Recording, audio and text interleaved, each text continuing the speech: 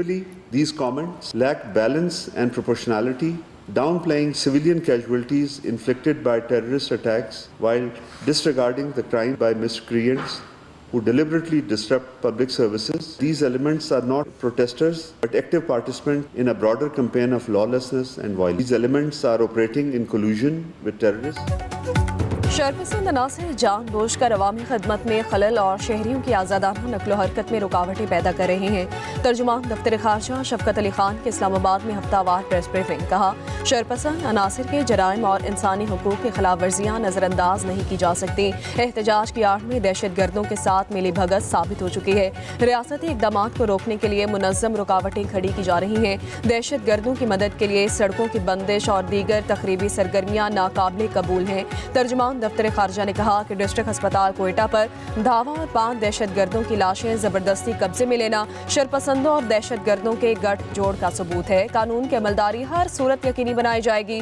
बैनुल-अक़वामी कवानीन किसी भी फर्द या गिरोह को इंसानी हुकूक को हथियार के तौर पर इस्तेमाल करने की इजाज़त नहीं देते। रियासतों को शहरियों के तहफ़्फ़ुज़ और अमन व अमान बरकरार रखने के लिए ज़रूरी इक़दाम का मुकम्मल इख्तियार हासिल है।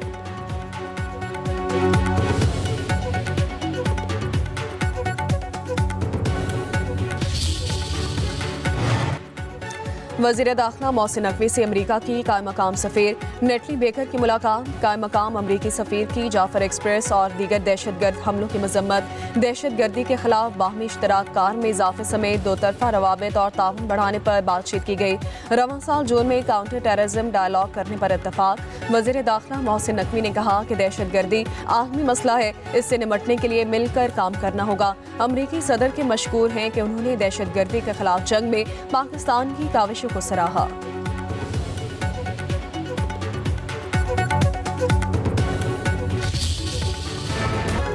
जाफर एक्सप्रेस 16 मुस्बात पेशावर कैंट रेलवे स्टेशन से कोयटा के लिए चल पड़ी है।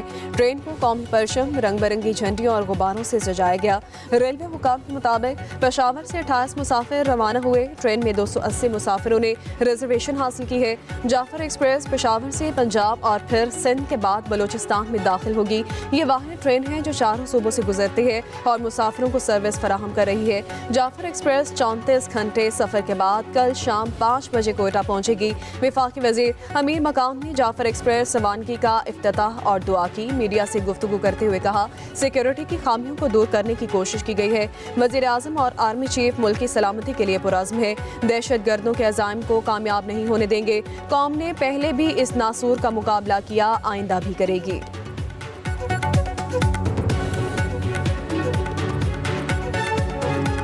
बाज़ लोगों के जो अज़ाइम है कि पाकिस्तान में तमाम जिंदगी मफलूज हो जाए तो उसको कभी पाकिस्तानी कौम कामयाब नहीं होने देंगे। ये जिंदगी रवा दवा चलेगी। कर्जों से तरक्की नहीं होती, दुआ है ये आखिरी IMF प्रोग्राम हो। वज़ीर आज़म शहबाज शरीफ का prime minister digital youth hub के इजरा की तकरीब से खिताब। कहा, IMF प्रोग्राम से मईशत में इस्तेहकाम आता है। हमने इस कर्जे की ज़िंदगी को वकार की ज़िंदगी में तब्दील करना है। किसान, सनतकार और नौजवान को माशी तौर पर मजबूत करेंगे। पाकिस्तान की मईशत मुस्तहकम हुई है। हुनरमंद नौजवानों की बदौलत मुल्क का मुस्तकबिल शानदार बनाएंगे।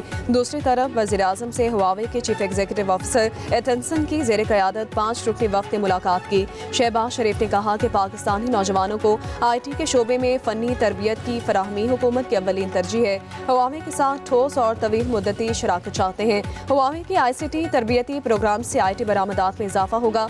नौजवानों को रोजगार के मौके हासिल करने में मदद मिलेगी।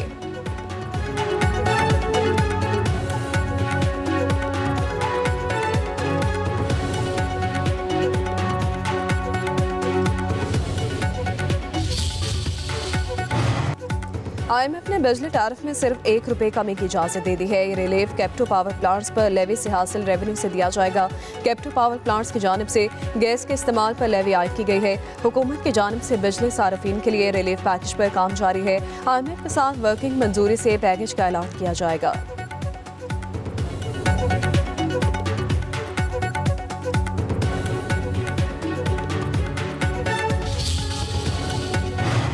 हुकूमत की नाकिस पॉलिसी सोलर नेट मीटरिंग सार्फिन का बोझ ग्रिड सार्फिन पर मुंतकिल होने लगा। नेट मीटरिंग पॉलिसी के बाद ग्रिड सार्फिन को बिजली की फी यूनिट 1.84 पैसे महंगी मिलेगी।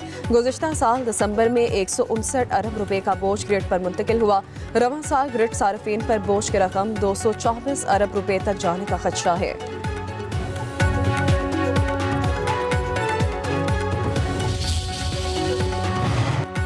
वज़ीर आला पंजाब मरियम नवाज की ज़ेर सदारत पंजाब काबीना का इजलास। स्पेशल अफराद, बुजुर्ग और तलबा के लिए मुफ्त सफ़र की सहूलत की मंजूरी दी गई।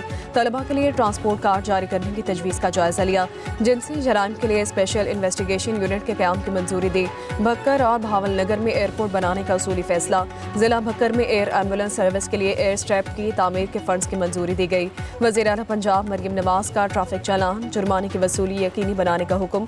कहा, हुकूमत में आते ही सिफारिशों की लाइन लग गई है। हमने किसी भी सिफारिश पर अमल नहीं किया, किसी सूबे का पानी नहीं ले रहे, जवाब देंगे।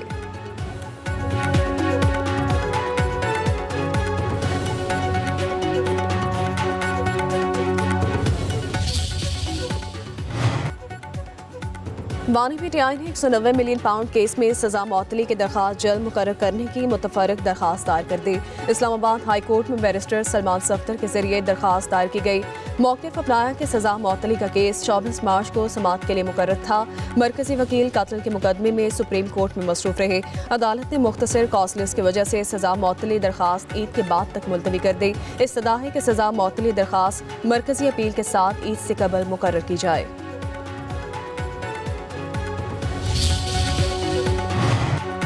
बानी पीटीआई से हमारी मुलाकात नहीं करने दी गई। आयन और कानून की धज्जियां उड़ाई जा रही हैं। अपोजिशन लीडर उमर अयूब का कहना है कि हमें गेट पर जलील करने की कोशिश की जाती है। शिबली फराज बोले, अदालती अहकामात की आज तौहीन हुई, ये हमारी नहीं अदलिया की बेइज्जती है। अदलिया की साख और इज्जत को बचाना जजेस का काम है।